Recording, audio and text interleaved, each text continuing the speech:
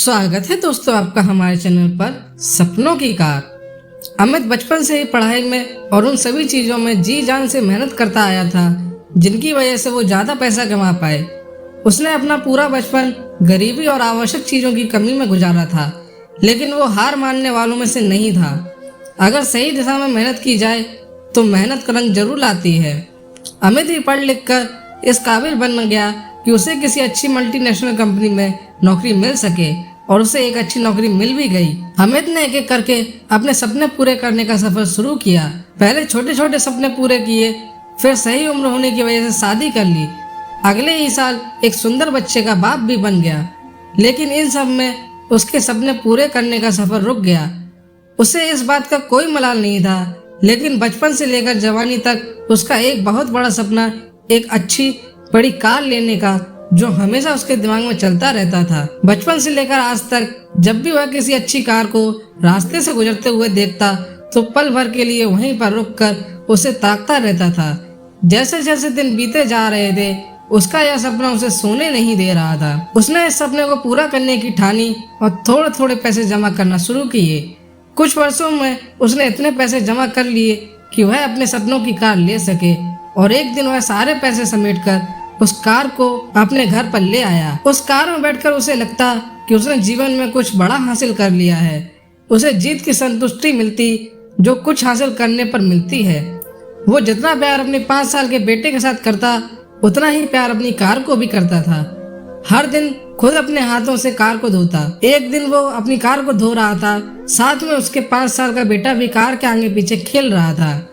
अचानक उसे कोई आवाज सुनाई दी। उसने कार के उस तरफ जाकर देखा जहां उसका बेटा कार पर पत्थर से खरोंच रहा था। अमित को लगा जैसे उसका सर गुस्से से फट जाएगा। उसने अपने बेटे का हाथ काफी जोर से पकड़ा और उसे बुरा भला कहने लगा।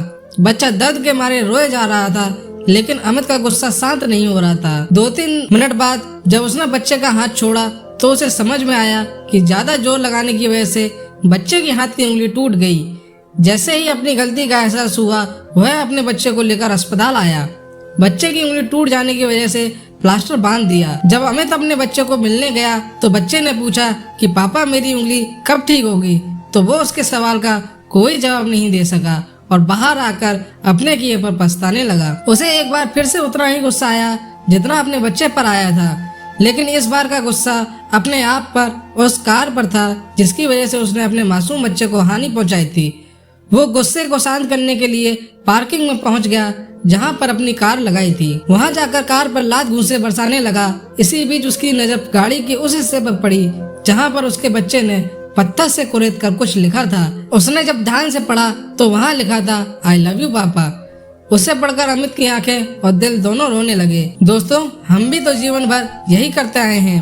हम जीवन भर उन चीजों के पीछे भागते हैं जिनकी हमें चाहत है, चाहे वह हमारे लिए इतने महत्वपूर्ण ना हो, और ऐसी चीजों के लिए हम अपने जीवन की उन महत्वपूर्ण चीजों को नजरअंदाज कर देते हैं या खो देते हैं जो हमें आशीर्वाद के रूप में मिली होती हैं, और कितना भी पैसा खर्च करने से भी वापस नहीं मिलती हैं। मैं उम्मीद करता हूँ कि इस कहानी से आप थोड़ी देर रुककर सोचेंगे कि आप जिस वस्तु को पाने के लिए दौड़ लगा रहे हैं, क्या वो आपके जीवन में सर्वोपरि है, या आपके जीवन में भी उससे ज्यादा महत्वपूर्ण कुछ है जिसे आप इग्नोर करते आए हैं। आपको ये कहानी कैसी लगी कमेंट करके हमें जरूर बताएं। अगर आपको ये कहानी पसंद आई तो अपने दोस्तों के साथ भी शेयर करें। चैनल पर नए हैं तो चैनल को सब्सक्राइब जरूर करें। कहानी सुनने के लिए आप सभी का बहुत बहुत धन्यवाद।